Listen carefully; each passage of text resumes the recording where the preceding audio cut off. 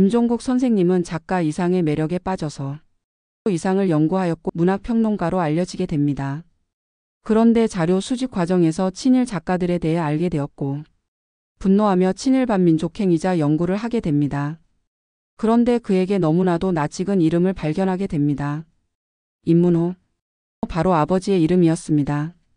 아버지가 친일 연설을 한 것을 알게 된 것입니다. 고민하고 괴로워하다 아버지에게 말하였고 생각지도 못한 답변을 듣습니다. 내 이름도 넣어라. 그 책에 내 이름이 빠지면 그 책은 죽은 책이다. 아버지의 답변을 들은 임종국 선생님은 자신이 저술하던 친일문학론에 아버지의 이름을 넣습니다. 하지만 완성된 책에 누구도 관심 갖지 않았습니다. 오욕의 역사라는 인식이 친일 문제에 모두 입을 다물고 영광의 독립운동사에만 관심을 가졌기 때문입니다. 그는 말합니다. 영광의 기록만이 역사는 아니다. 친일 문학론에 대해 예상과 달리 사람들은 무관심했고 선생님은 광적으로 자료를 수집합니다. 영광의 기록만이 역사는 아니다. 친일은 결코 은폐의 대상이 될 수 없다. 오욕의 역사를 직시해야 현실을 있는 그대로 진단하고 치료가 가능하다. 아들과 몇 달씩 도서관에서 자료를 모으고 조선 총독부 간보 35년분 2만 매를 전부 복사하고 총독부 기관지 매일신보 10년분을 일일이 필사하기까지 합니다. 증거를 대라며 찾아온 사람이 자료를 보고 인정하는 일마저 생깁니다. 선생님은 자신의 삶을 다음과 같이 평가합니다. 나는 평생을 중불난 짓만 하면서 살아왔다는 생각이 든다. 남들이 흔히 하는 독립운동사를 외면한 채 침략사와 친일사에만 매달리고 있다. 고독한 60년을 살았지만 내게 후회는 없다.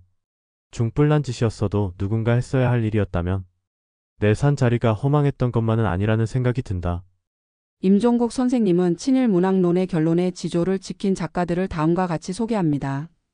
끝까지 지조를 지키며 단 한 편의 친일 문장도 남기지 않은 영광된 작가들도 적지 않았다. 후쿠오카 감옥에서 옥사한 시인 윤동주, 폐허파에서 변형로 오상순 황서구, 조선어학회에 관계하면서 시와 수필을 쓴 이병기 이승, 젊은 층으로 조지훈 박목월 팍두진들의 청록파 3시인과 박남수 이한직의 문장 출신, 제일 먼저 풋을 꺾었다는 홍노 작가 김영랑 이육사 한흑구, 이들의 친일 문장을 필 자는 현재 조사한 범위 내에서 단 한 편을 발견하지 못했다. 비록 지조를 지켰다는 이야기지만 이들의 이름이 이 같은 책에서 언급된다는 사실 자체가 그들에게는 하나의 모욕일 것이다. 임종국 선생님은 이분들의 성함을 친일 문학론에서 언급하는 것 자체를 신뢰라고 여깁니다. 다만 후에 오상수는 의심스러운 행적이 발견되고 이병기는 친일 시조가 발견됩니다. 친일 문학론을 저술한 임종국 선생님은 친일 연구를 하면서 독자들이 저자는 과연 친일을 안 했을까 하는 의문을 가질 수 있다 여겨 스스로의 자화상을 이야기합니다. 임종국 선생님은 조센진토 멘타이와 다타케바 다타쿠오도 아지가 데루라는 말을 듣고 자랍니다. 해방이 뭔지도 모르지만 조국이 해방되었고 김구 선생이 온다는 이야기를 듣습니다. 예. 너 그 김구 선생이라는 이가 중국 사람이래. 그래? 중국 사람이 뭘 하러 조선에 오지? 이런 짜식. 임마 것도 몰라. 정치하러 온대. 정치? 그럼 우린 중국한테 맥히나? 식민지 교육 밑에서 임종국 선생님은 당연한 줄로만 알고 회의를 하지 않았고 한국어를 제외한 모든 관념, 이것을 해방 후에 얻었고 민족이라는 관념도 해방 후에 가졌다고 합니다. 친일 문학론을 쓰면서 자신을 천치로 만든 그 당시의 모든 것들의 증오를 가졌다고 합니다. 8월 말 아직 미군이 진주하기 전 무장 해제가 안 된 일본 군대가 그가 다니던 중학교에 쫓겨옵니다. 그들 중 한 일본군 병사가 그에게 물었습니다. 우리는 전쟁에 졌다. 너는 어떻게 생각하나? 예. 조선이 독립하게 돼서 기쁩니다. 순간 그를 죽일 듯이 노려보는 병사가 무서워 그는 얼른 변명했습니다. 그렇지만 당신네 일본이 전쟁에 진 것은 정말 안 됐다고 생각합니다. 병사는 한참 심각한 표정을 짓더니 씹어뱉듯이 그에게 말했습니다. 20년 후에 다시 만나자. 그로부터 꼭 20년 후인 1965년 여름 한일 회담이 진행되고 있었고 임종국 선생님은 일개 병사조차도 신념을 갖고 20년 후에 보자 하는데 우리나라 장관은 제2의 이완용이 되더라도라는 말을 하다니 그는 친일파들이 비판을 받는다면 제2의 친일파들이 주춤할 수 있을 것으로 생각해 친일 문학론을 쓰기로 한 자신의 각오를 굳힙니다.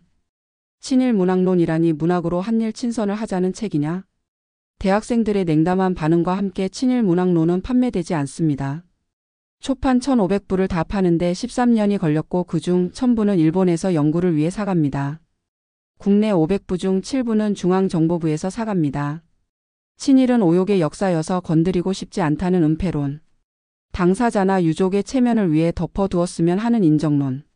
친일을 막연하게 스캔들 정도로 생각하면서 비방거리로 삼으려는 대중적 경향 등으로 인해 역사에서 공백으로 남아왔다고 합니다. 검열을 하던 문화공보부 직원이 친일 좀 했다는 것이 무슨 문제입니까? 하고 말하는 정도의 역사인식이었다고 합니다.